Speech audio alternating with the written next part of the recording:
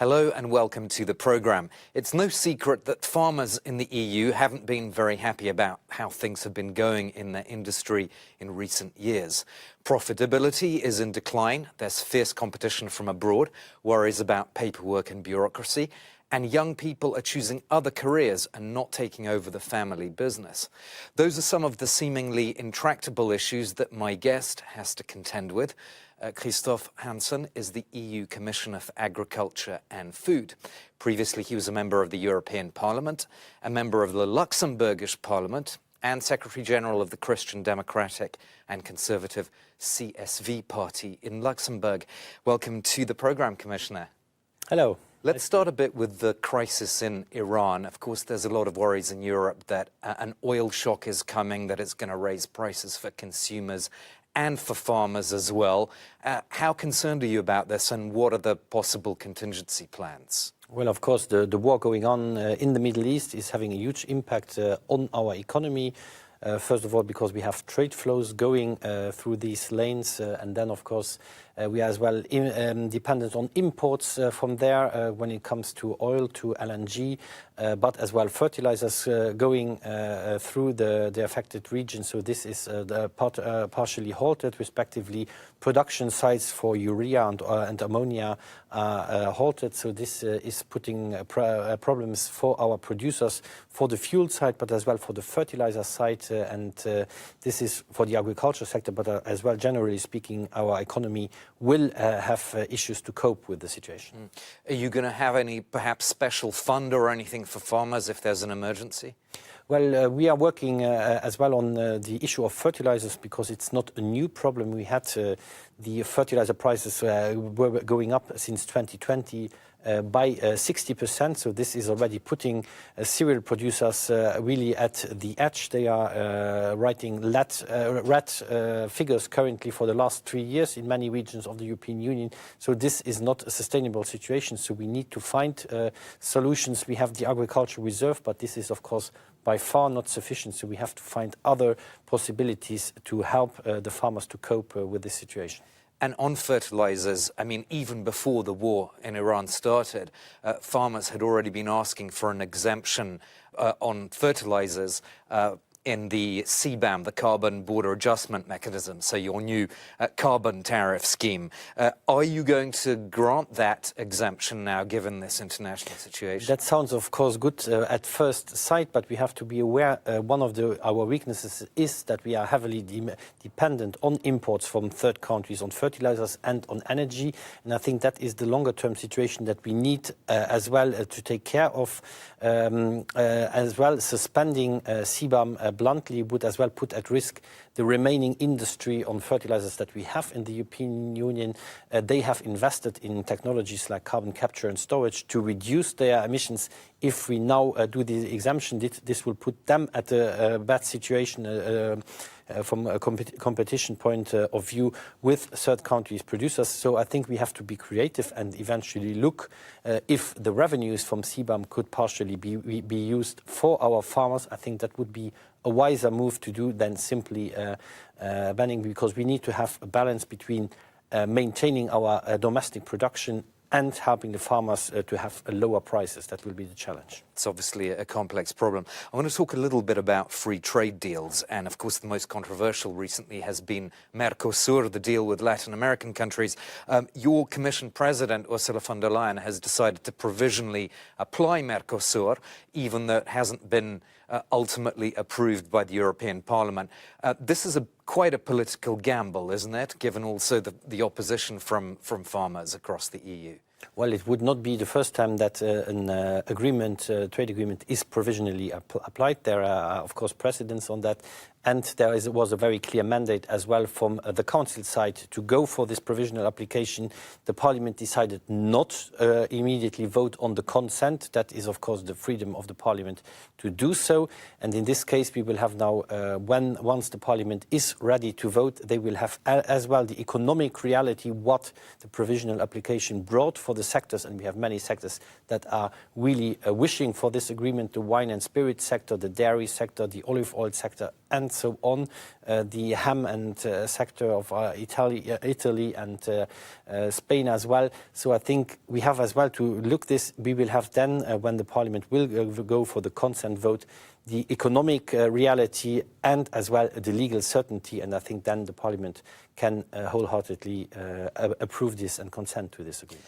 I'd like to talk a bit about the whole simplification agenda, which is obviously a key sort of driver of this European Commission mandate. And your food and feed safety omnibus wants to scrap routine expiry dates on pesticide approvals. And just to give one quote from one environmental organization, the European Environment Bureau has called this a death sentence for farmers' health and for children's health. It's also been denounced by the Pesticide Action Network Europe. Are you watering down key standards on pesticides? No, we are not watering them down. I think that is very clear. We have, of course, a big and huge problem in the European Union, the availability of active substances. And often the producers don't want, because economically it's very expensive, to go for the admission and the reapproval of a product because they have in a certain sequence to be approved. Now we are just saying that we need scientific evidence to put this in question. If there is no new scientific evidence, then of course it's a different kind of story. But who actually gives what's the mechanism for providing regular scientific evidence so it doesn't just get pushed to one side? Well, of course, we know that we have a European Food Safety Agency that is constantly working on these matters, but we have as well, of course, non-governmental organizations working on this, and this is, of course, scientific evidence as well as the national scientific bodies that are working on this. It does seem as though you are taking the burden of responsibility away from chemicals industry to do the reporting, however. They have to report. The product still needs to be approved, and this is unfortunately currently a very long procedure, which is as well blocking, for example, the marketing of new biopesticides that are low-risk substances. They have the same time for the approval, 7 to 8 to 10 years. This is too slow. And when I speak to the manufacturers of these new alternatives to the classic chemical products, they say, well, we are going to move to the United States. And when we of course, funded the research. And then when they go to the market, they go elsewhere because our procedures are too slow. That has to change. Otherwise, we will not be any more competitive with anybody in the world. You recently attended the emblematic agricultural fair in France, or salon as it's sometimes called, and this time attendance was down precipitously because of the lumpy skin disease affecting cattle. You've also announced 40 million euros in aid to French winemakers. That, of course, has different reasons, but one of them is clearly the tariffs imposed by the Trump administration. How damaging have those been for the sector in general, would you say? Yeah, this year's Salon de l'Agriculture International was indeed a rather sad event compared to last year. I have to say there were no cows were present, and then as well 30% less of visitors. This is, of course, they're not contributing.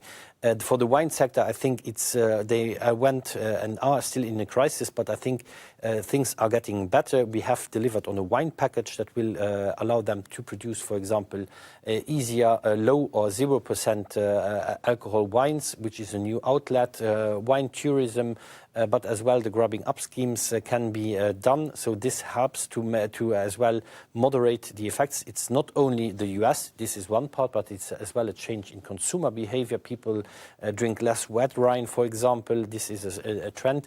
The wine growers need as well to adapt to these new trends. This is very important, and we help them here as well to take wine off the market with 40 million euros for crisis distillation. So this is one aspect, but they are as well, and I'm of the same opinion that it is, my heart is bleeding, I have to say, when I see that we are grubbing up our historical production sites, the vineyards. This is destroying our landscapes. I would prefer that we would be able to sell these products to Latin America, but as well to India and other markets, rather than to destroy quality wines and landscapes. Let's talk a little about the EU Common Agricultural Policy budget.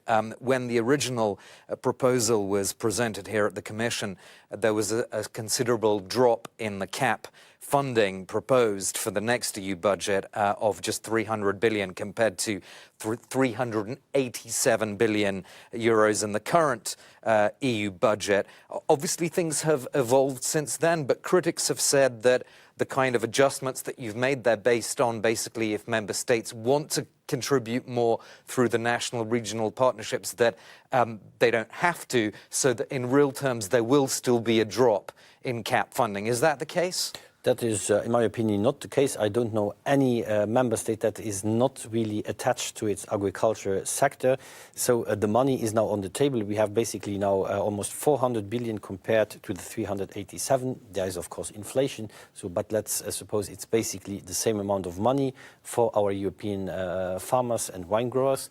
And now it's, of course, the process of the legislative process is ongoing. There are concerns, for example, that some member states might not use. So I think that is something that will now be as well fine-tuned over the process that will take us, keep us busy over the next 2 years. So I'm not concerned. There is a lot of work ahead of us. I agree on that. But I think all the material that our farmers need are on the table. Now it's about doing the fine-tuning. We'll have to stop there, but thank you so much for that wide-ranging discussion. Christophe Hansen, the EU Commissioner for Agriculture and Food. And that's all for this edition of Talking Europe. Glad you could join us here at the European Commission in Brussels.